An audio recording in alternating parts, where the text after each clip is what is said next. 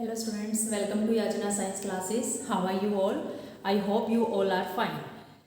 So today we are going to start chapter number 13, that is organisms and population, and with this chapter we are going to start the branch of biology, that is ecology.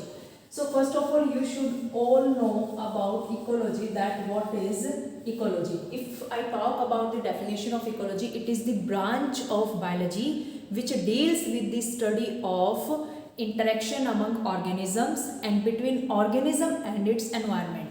Means हमारी interaction किसी भी organism के साथ क्या है, like cockroach के साथ हमारी इंटरेक्शन क्या है, हम कॉकरोच को मार के भगा देते हैं, ठीक है.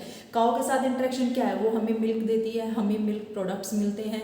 किसी भी ऑर्गेनिज्म की किसी दूसरे ऑर्गेनिज्म के साथ क्या इंटरेक्शन है, या पर्टिकुलर ऑर्गेनिज्म की एनवायरनमेंट के साथ क्या इंटरेक्शन है, this is all about ecology. Means relationship क्या आपस में इंटरेक्ट कैसे करते हो, किस तरह की इंटरेक्शन है, क्या प्रीडेटर प्रे का रिलेशन है या म्यूचुअल कोई इंटरेक्शन है उनकी.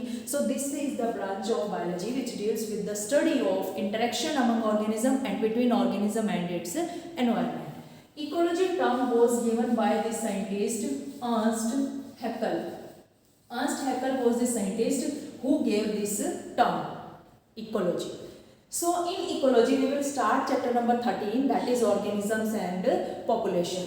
So in this chapter, organisms and population, in this chapter what we will study, let's draw a overview of the chapter. Organism and population के अंदर हमने चार चीजें पढ़ी हैं. We will study four things. First one is organism and its environment. Organism and its environment. Got it. Second thing we will study about abiotic factors. Abiotic factors. Means absence, bio means life, means non living factors के बारे में पढ़ेंगे. कौन कौन से non living factors. First one is temperature, second one is rainfall,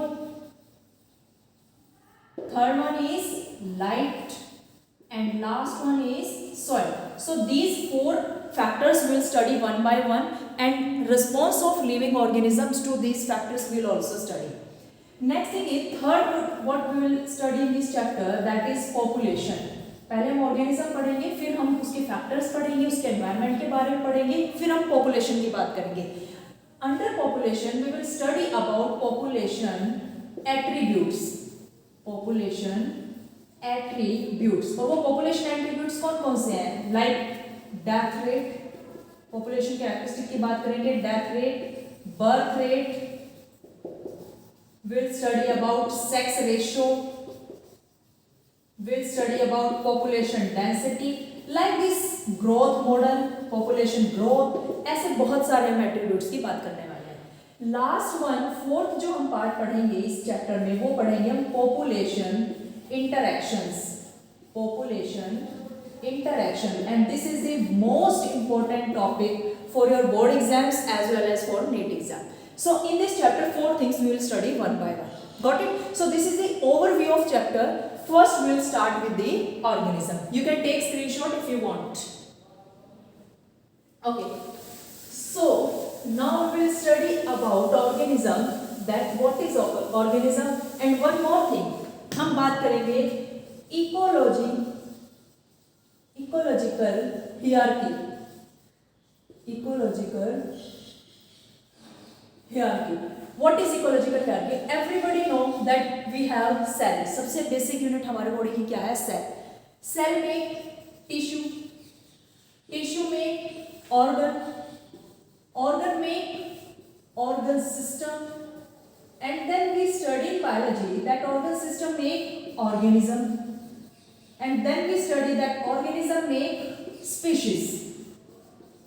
Now can you please tell me that what is species? Actually species is the group of organism which can interbreed with each other. like human की species है, cat की species है, dog की species है, cockroach की species है, जो आपस में interbreed कर सकते हैं and they can produce fertile offspring. They can produce fertile offspring, like horse का और जो है डंकी की भी फर्टिलाइजेशन करवाई गई थी, उनकी भी ब्रीडिंग करवाई गई थी, बट जो म्यूल बना दैट इज स्टीराइल, वो और म्यूल नहीं बना सकता। तो हम फर्टाइल ऑफस्प्रिंग की बात करें, स्पीशीज वो है जिसमें ऑर्गेनिज्म एक दूसरे से इंटरब्रीड कर सकते हैं और फर्टाइल ऑफस्प्रिंग बना सकते हैं। बट हम स्पीशीज पे नहीं जाएंगे, from organism we will go to population. In ecology hierarchy, our first level is organism, second level is population. Now what is population? Population is the group of organisms of same species. It is the group of organisms of same species living in a particular area. We can write here, it is the group of organisms of same species. Same species के organism किसी particular area में अगर रह रहे हैं, of same species living in a particular area, living in a particular area and generally interbreed, और interbreed भी करते हैं, generally interbreed. This is population, like we can say human population generally interbreed. अगर हम होमो सेपियंस की बात करें तो ये एक स्पीशीज है, चाहे वो कनाडा का ह्यूमन है, चाहे वो जर्मनी का ह्यूमन है, चाहे वो अंटार्कटिका पे कोई बाई चांस रह रहा है, ऑस्ट्रेलिया का ह्यूमन है या अफ्रीका का है, इंडिया का, वो सब होमो सेपियंस है, वो एक स्पीशीज है।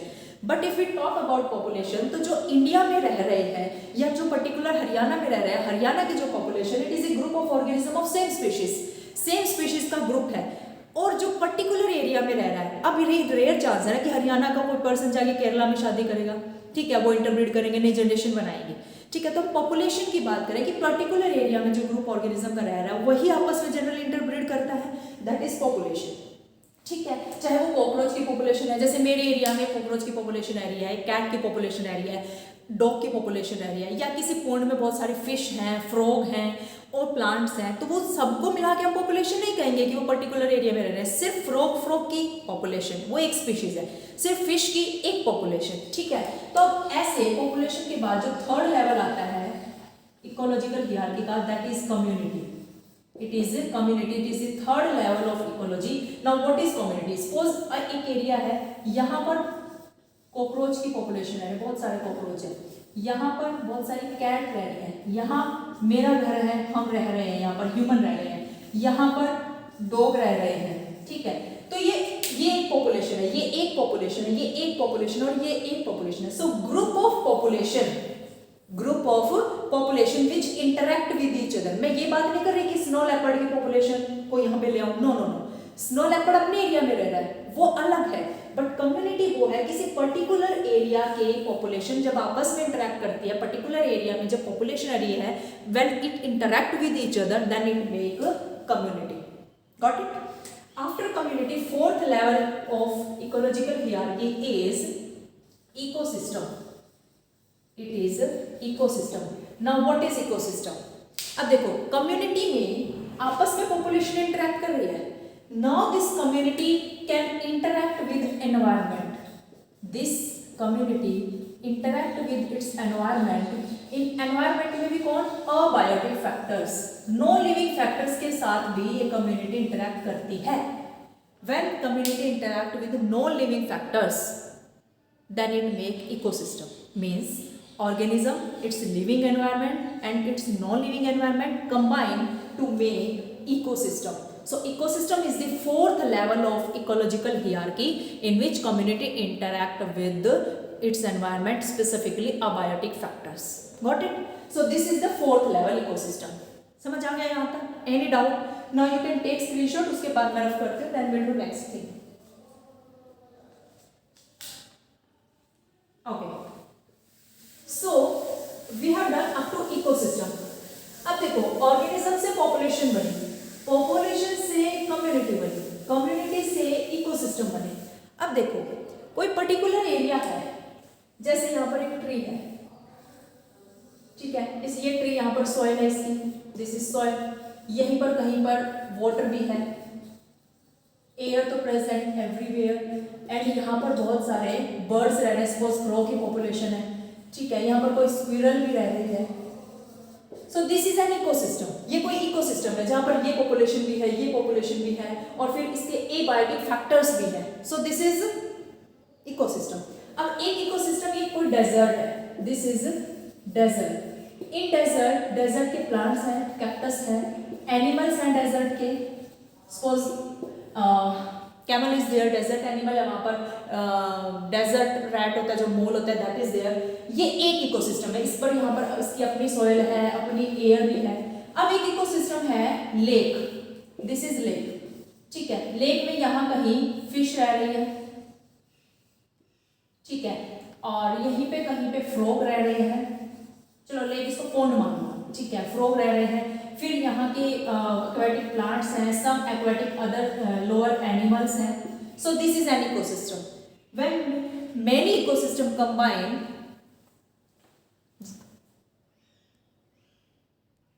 so when many ecosystem combine and these ecosystem combine to make a biome. Now what is biome? Biome is a large area where temperature, rainfall almost remain same, that is biome. तो ऐसे बहुत सारे biome हो जाते हैं, जैसे tropical rain forest biome है, या डेजर्ट बायोम है, ग्रासलैंड बायोम है, टेम्परेट फॉरेस्ट बायोम है, कोनिफेरस फॉरेस्ट बायोम है, ये सभी बायोम होते हैं। अब जब बहुत सारे बायोम कंबाइन हो जाते हैं, when many biome combine they make biosphere, they make biosphere. When many biome combine, they make biosphere. So biosphere is the area where living life is there, means living organism live, जहाँ पर कोई living organism रहते हैं वही biosphere है, ठीक है। तो बहुत सारे बायोम कंबाइन करते हैं, बायोस्फीयर बनाते हैं। Got it? Now one diagram is given in your NCERT and उस डायग्राम में बहुत सारे बायोम्स की बात की गई है कि different biomes are there on the basis of annual rainfall, precipitation and temperature. See this is the graph given in your NCERT and here -15, -10, -5, 0, 5, 10, 15, 20, like this, 30, 25 and then 30. This is the temperature given, and this side rainfall 50, 100, 150, 200, 250, 300. This is the annual rainfall or precipitation, you can say annual rainfall or precipitation, and temperature is given on this axis. See, सबसे नीचे होंगे, यहाँ पर कौन है, Arctic tundra, सबसे ठंडा area जहाँ पर रेनफॉल भी बहुत कम होती है, ये तो मैंने ज़्यादा ही कर दिया, रेनफॉल भी बहुत कम होती है, and it is very cold. After that arctic tundra के बाद यहाँ पर देखो बुक में गिवन होगा, this is desert area, desert के आसपास ही this is grassland area, and there is coniferous forest, here coniferous forest, this is grassland, this is desert, and then this side temperate forest are there, here temperate forest, and this one is tropical rainforest, it is tropical rainforest, means कोई भी population है, कोई भी plant है, कोई भी animal है, वो किसी पर्टिकुलर एरिया में रह रहा है, it totally depends on the environment, physical and chemical environment, क्या वहाँ पे रेनफॉल है, कैसा टेम्परेचर है, किस तरह की सॉइल है, किस तरह का कितना वाटर अवेलेबल है। So totally depend on physical and chemical environment of particular area, वहाँ पर कैसे प्लांट होंगे, फिर जिस तरह के प्लांट होंगे उन प्लांट को खाने वाले उसी तरह के वहाँ पर एनिमल्स होंगे, ठीक है। So this is the diagram which is given in NCERT, you all should know कहाँ पर कौन सा एरिया है, this question can be asked in exam, okay. You can take screenshot if you want, okay. Now we will discuss about some key elements which lead to much variation, means कहीं पर rainfall ज़्यादा है, कहीं पर कम है, और कहीं पर पॉपुलेशन ज़्यादा होते हैं, कहीं कम होते हैं, तो वो कौन कौन से एलिमेंट्स हैं, कौन कौन से ऐसे फैक्टर्स हैं on which this thing depend. So what are these key elements which are responsible so much variation in physical and chemical environment. So what are these key elements? First of all, abiotic factors are there which are responsible for this, and वो abiotic factors कौन कौन है? That is temperature, second one is rainfall, third one is light, and last one is soil. अब इन abiotic factors के अलावा कुछ biotic factors भी हैं एनवायरनमेंट में जो रिस्पॉन्सिबल हैं किसी पर्टिकुलर ऑर्गेनिज्म को वहाँ सर्वाइव करने के लिए। वो बायोटिक फैक्टर्स कौन कौन हो सकते हैं? मीन्स कोई बायोटिक लिविंग ऑर्गेनिज्म वहाँ कौन कौन हो सकते हैं? लाइक पैथोजेंस आर देयर, ठीक है, predators are there, competitors are there,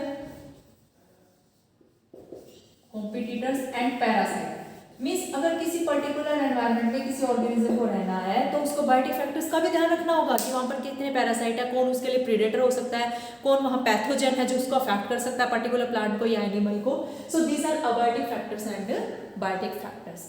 So we will discuss one by one all the biotic factors like temperature, rainfall, light and soil. So one by one we will discuss. This was all about today's lecture. By tomorrow we'll start the biotic factors and their effect on particular organism. So one by one we'll discuss tomorrow. I hope today's content is very clear to you. If you really like my content, then please like, share and subscribe my channel. Thank you everyone.